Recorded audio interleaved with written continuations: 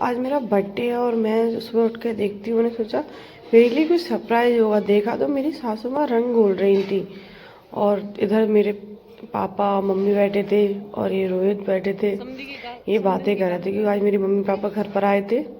तो फिर मम्मी ने कलर घोल के मेरी मम्मी के साथ होली खेली। उधर मेरी मम्मी भी होली के लिए कलर घोल रही। मैं सोची मेरा बर्थडे, ये लोग मेरे लिए आए। देखा तो वो लोग होली खेलने के लिए ही आए थे। मम्मी ने पहले थोड़ा थोड़ा कलर डाला कि मम्मी के पास कलर कम था, तो उन्होंने, और मेरी मम्मी के पास कलर बहुत ज़्यादा था, तो वो डिब्बी पे डिब्बी खाले करे जा रही थी।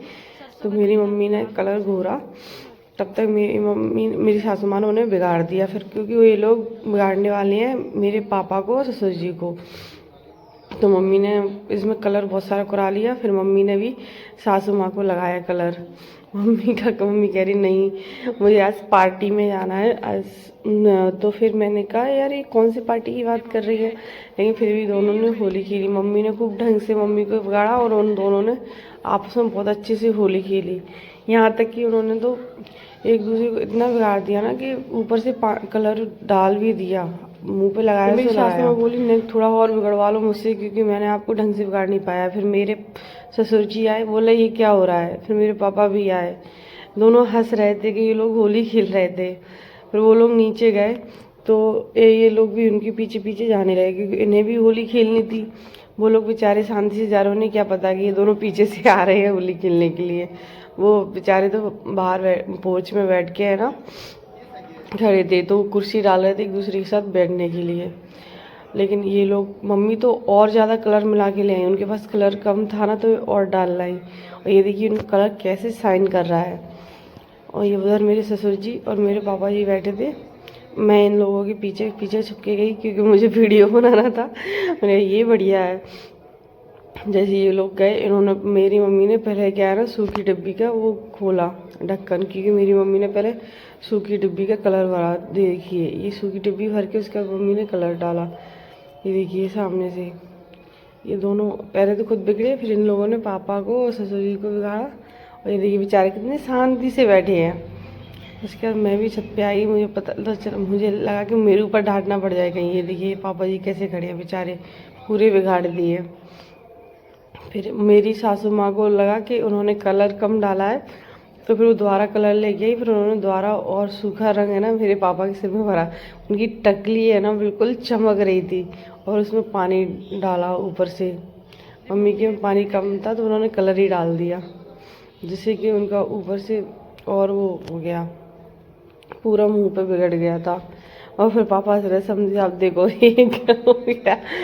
और ये देखना पापा छुड़ा छुड़ा के पापा को ससुर जी को लगाने लगे। फिर ये लोग यहाँ से तो होली खेलने के बाद ये लोग अपना मुंह धो के निकल गया, क्योंकि फिर जब उन्होंने मेरी सासू माँ ने सफाई करी तो यार उसमें जो कलर छूटा ना, एक दूसरे को शिकायतें बताए थे वो कहाँ कहाँ बिगड़ गए। लेकिन ये जो बाद में जो होली के बाद जो कलर निकलता है ना वो बहुत ज़्यादा निकलता है। और आप लोग खेले होली तो सावधानी से खेले, ऐसी होली ना खेले बिल्कुल। ये देखिए बाहर कितना कलर डला है, इसकी सफाई नहीं हो रही। पापा सिर्फ देखो वो लोग तो अपने घर चले गए, लेकिन यहाँ मेरी सासू माँ लग गई साफ सफाई में। क्योंकि घर में कलर एक बार परमानेंट हो गया ना तो वो निकलता नहीं है।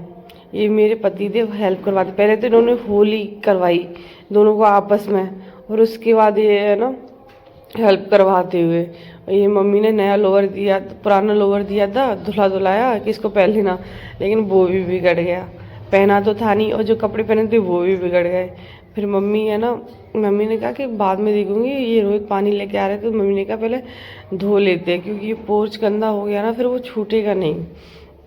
तो फिर पापा जी बोले कि अगर ये पोर्च धो रहे हैं तो फिर मैं भी अपना सिर धो लेता हूँ, क्योंकि सिर का कलर है ना बिल्कुल परमानेंट हो जाता है। अगर आप हाल के हाल धो लेते तो ठीक है। इतने में मेरी है ना एक सिस्टर आ गई, बुआ की लड़की।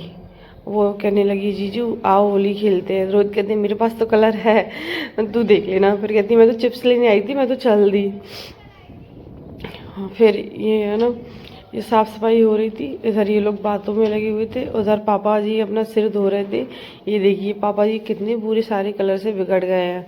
और बाहर भी अब धोते धोते इतना कलर हो गया ना बहुत ज़्यादा। मेरी मम्मी कह रही ऊपर से साबुन दे दे, कम से कम मैं हाथ पैर तो धो लूँ यहीं पर, क्योंकि नीचे साफ़ सफाई हो रही तो नीचे ही धो लूँ मैं। उनका कलर बहुत ज़्यादा डार्क हो गया था। सीढ़ियाँ भी मम्मी धो रही थी। उसके बाद पता नहीं क्या इन लोगों को सूझी, मेरे को आंखें बंद करके कहते चलो कहीं चल रहे हैं अपन लोग।